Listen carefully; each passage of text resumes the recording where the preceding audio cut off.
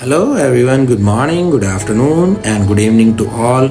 It's me worshipper Roshna और आज आपको एक बहुत खूबसूरत खबर देना चाहता हूँ कि खुदा उनके अजीम खादम पास्टर जुनेद जावेद जिन्होंने एक बहुत खूबसूरत गीत लिखा, उसको खुद कंपोज किया और अपनी खूबसूरत आवाज़ में रिकॉर्ड किया और ये गीत आप चंद दिनों में सोशल मीडिया पर देखेंगे।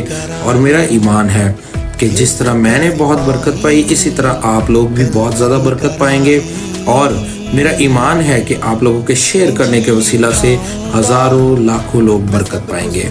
और इस गीत का जो शूट है इसको एडिट भाई अरसलान खैरुल्ला ने किया है और सारा music arrangements music mix master भाई महरोज ने किया है। और मेरा ईमान है कि इनके खूबसूरत काम के वसीला से लाखों करोड़ों लोग बरकत पाएंगे।